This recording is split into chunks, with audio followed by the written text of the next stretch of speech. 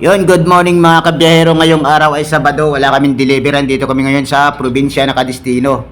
So, nung nakarang araw is nagpa-vulcanize kami, napansin ko ay manipis na yung brake pad niya. So, bakal to bakal na pala yung kumakapit sa rotor disc. Kaya kailangan ng palitan yung brake pad niya kasi disc brake itong unahan.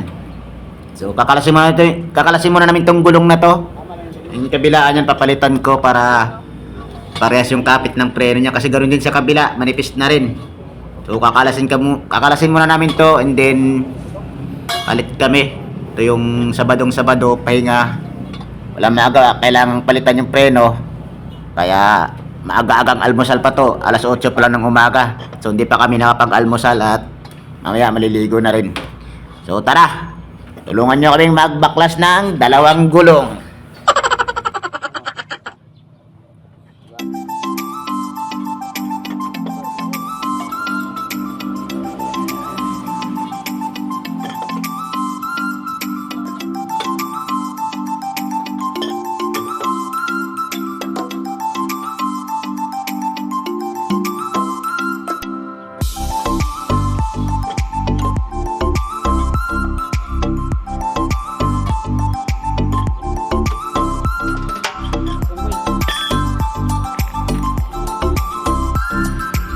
So, good morning guys. So, palit muna kami ng brake pad dahil nung nagpa-vulcanize kami napansin namin malapit nang mapudpod at bakal na yung brake pad niya. So, papalitan namin ng bago. Andito kami ngayon sa probinsya. So, nakabili kami ng brake pad kanina. Nasa halagang 2 na set na.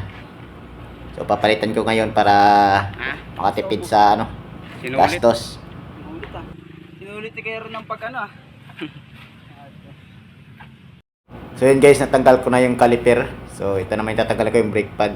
So sasikwatin ko lang yan and then papalitan ko ulit ng bago.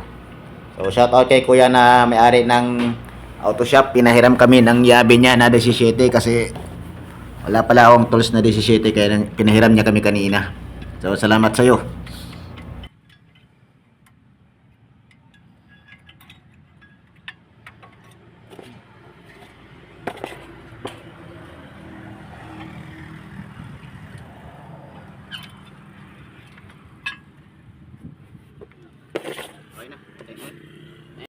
Yun mga kabiyahero, ito natanggal ko na rin sa kabila. So ganyan din. So sobrang nipis niya na talaga at bakal to bakal na yung kinakapitan niya. Buti at naagapan namin nung nagpa-vulcanize kami, napansin ko wala nang brake pad kaya tumawag ko sa opisina para palitan to at kami na rin na nagpalit.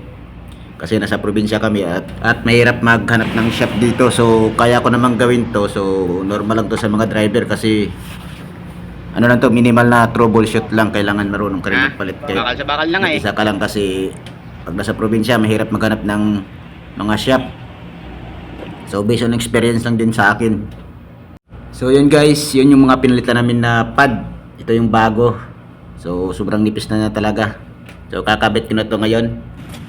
So, yun guys, nakabit ko na yung bagong brake pad. So, ayan yung isa sa kabila, kakabit ko ulit. And then, pagkatapos nyan, total Sabado ngayon, wala kaming deliver kasi walang delivery pag Sabado yung school. So, pahinga na rin kami. Bakal na Yun mga kabiyahero, so nakabit na namin yung gulong tsaka na-bleed ko na rin yung dalawang fittings niya. So try natin tong test drive kung malakas na yung preno niya. So pagkatapos na alis na rin kami rito. So nakahanap lang kami ng place na malilim para dito ko gawin sa tabing kalsada, pero nasa loob naman to. So safety kami rito at malilim kasi mainit sa ibang lugar. So malapit lang dito sa binilang ko ng pyesa kasi hindi ko pa nabayaran hanggat di ko na ikakabit, baka kasi hindi magtugma yung pyesa. So hanggang dito lang muna yung video ko mga bye. Bye bye.